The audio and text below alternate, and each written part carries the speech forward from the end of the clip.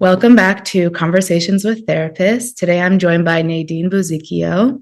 Thank you for being here, Nadyne. Thanks for having me. Can you share a little bit about what first drew you to couples counseling and your practice that you opened, and what keeps you passionate about the work that you do today? What drew me to doing couples counseling is that, over the years when I was working with people individually, everything that I had been working on them with, I had seen a common pattern and theme.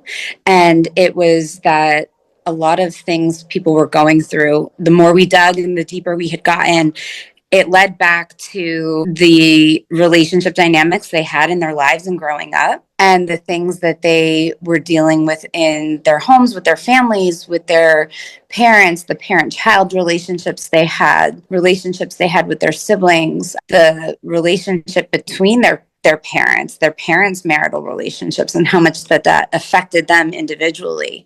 And I saw how it led that individual to be more overwhelmed or stressed, anxious, depressed, or how it affected them at their work or in school. And there was one very pivotal moment. I was working with teenagers and it was during COVID, and I was trying to have a session with this young girl and on via Zoom. And it was about 8 o'clock in the morning, and she kept typing in the chat that she couldn't really talk to me. She had her video off, she had her sound off, and then I couldn't understand why. So I asked, and she said, because my parents are fighting. And so I said, okay, is there somewhere you could go? Is there outside, or is there a separate room or somewhere in the house? And she kept telling me, no, there's just nowhere I could go.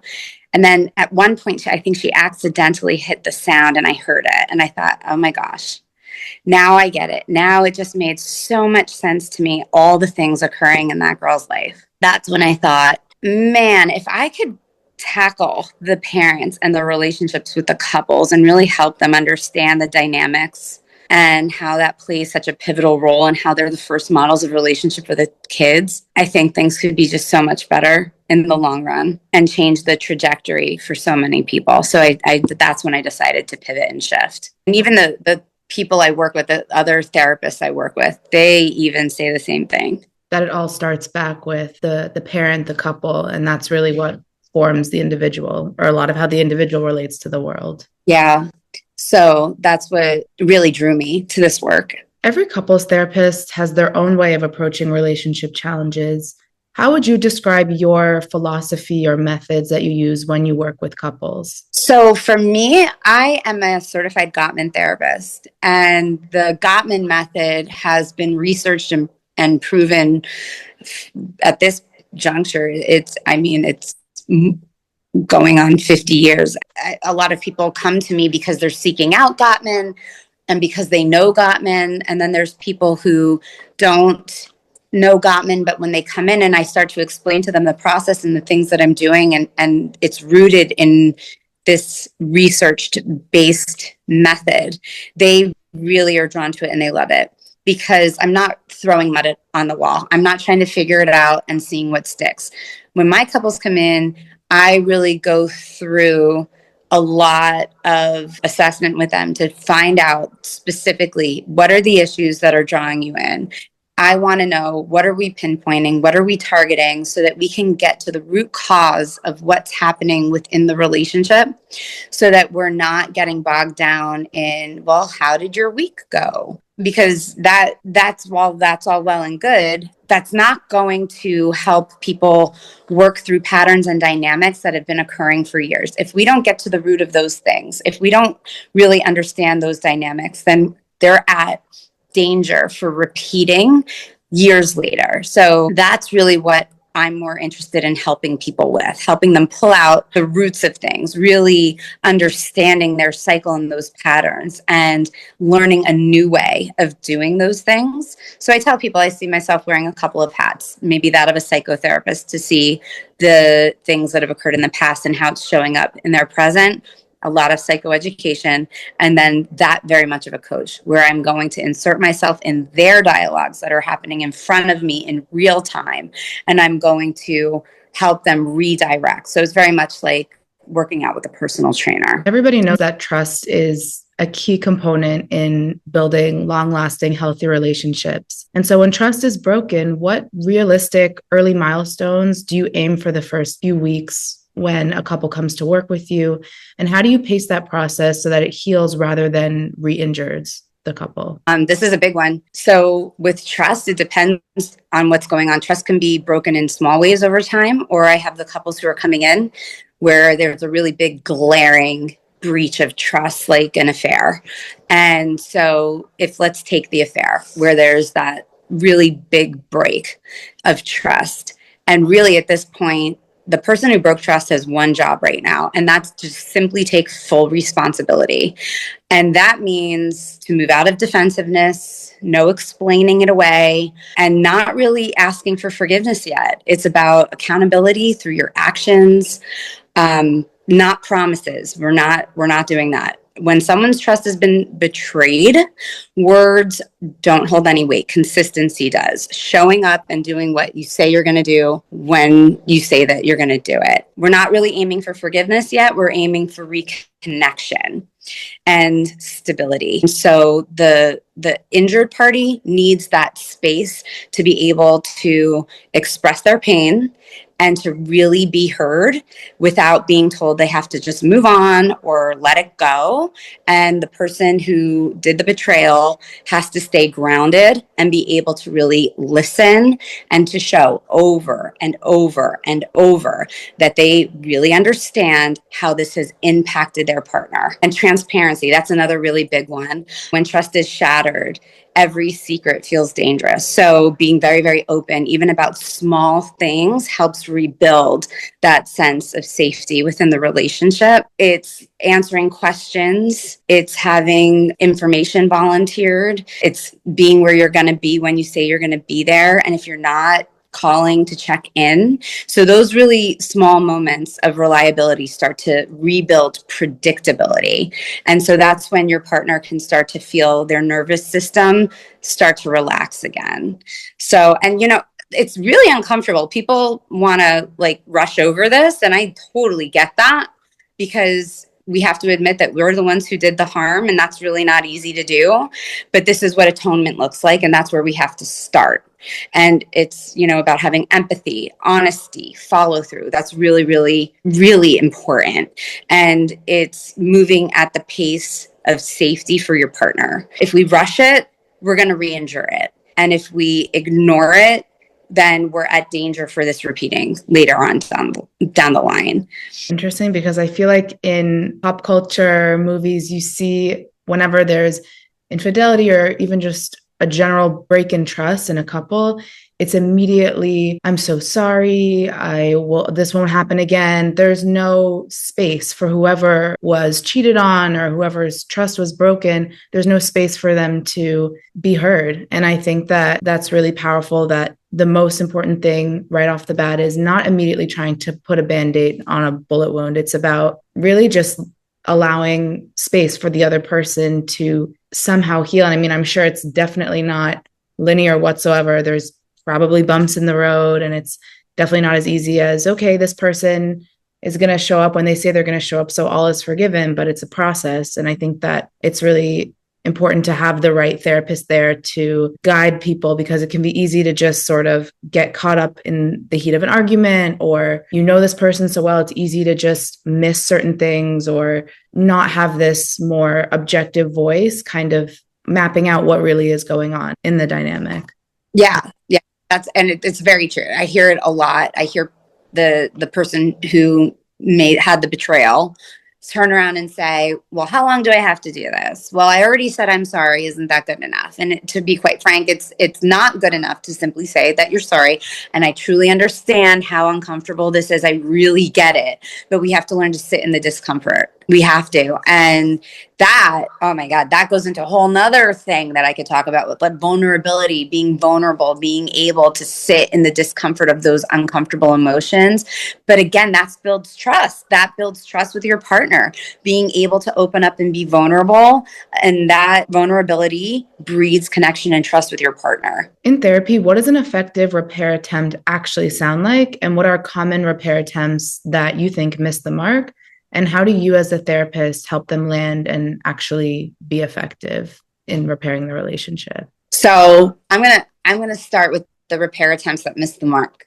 Because repair, so the thing I tell my clients all the time is I'm often not even concerned so much about the conflict.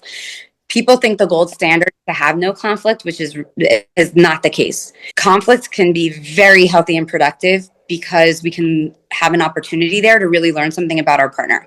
However, we have to be able to effectively repair.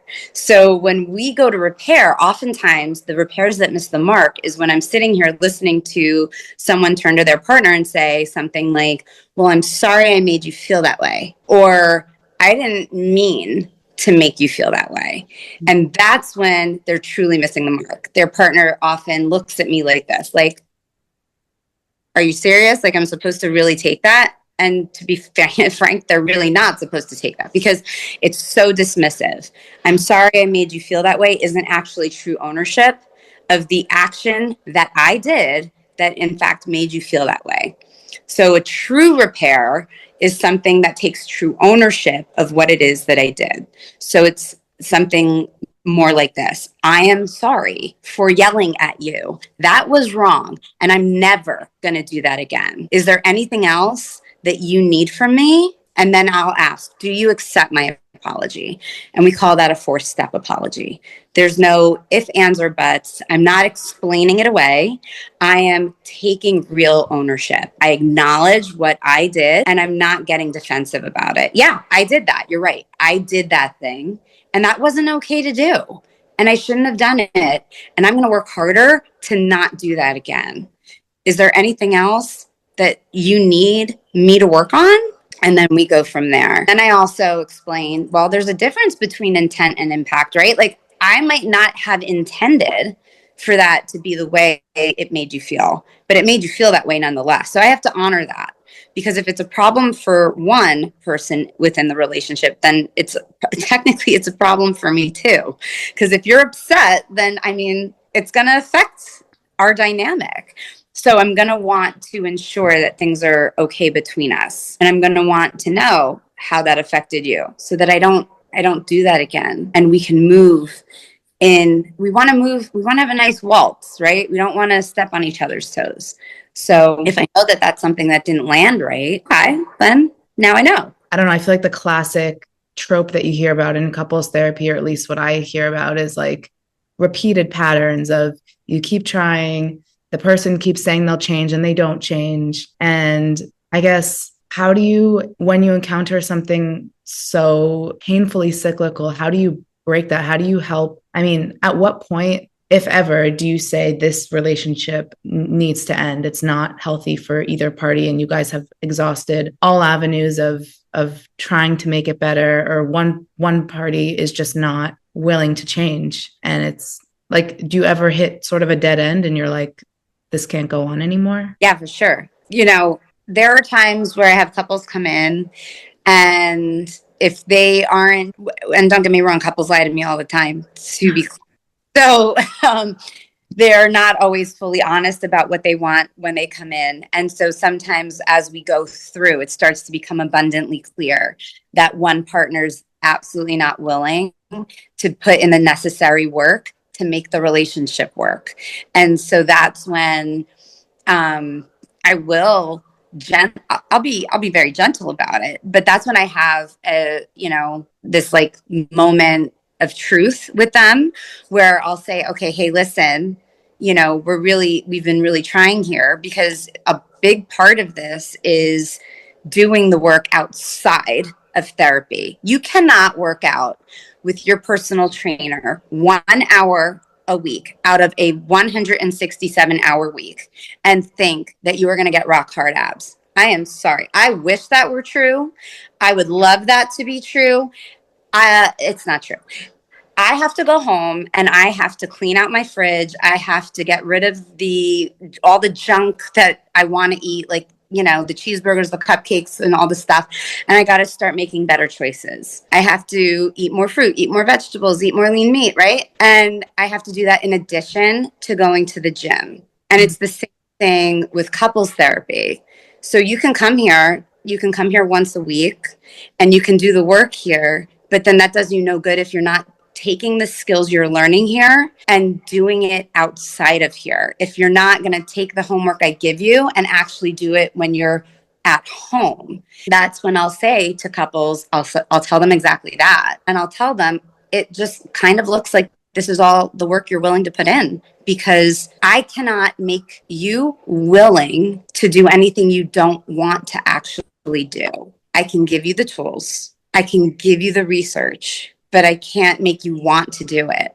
And if you don't want to do it, the result's going to be the same thing that you've always gotten. And that's okay. That's okay, because it's a choice and we all have that choice.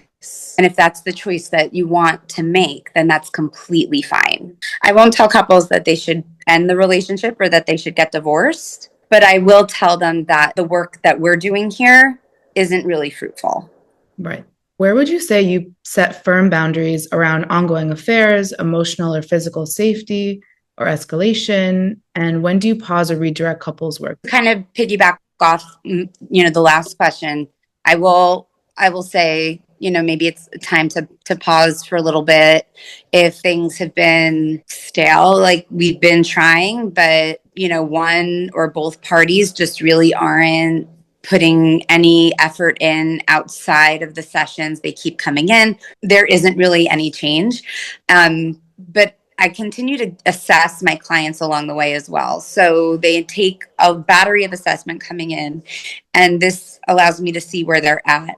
And then as we continue to go, I will also see if that trajectory has gone up. And so I'll give them another smaller assessment a few weeks through, just to see, like, okay, are we starting to increase relationship happiness, like in relationship fondness and admiration? Is this all starting to increase a little bit?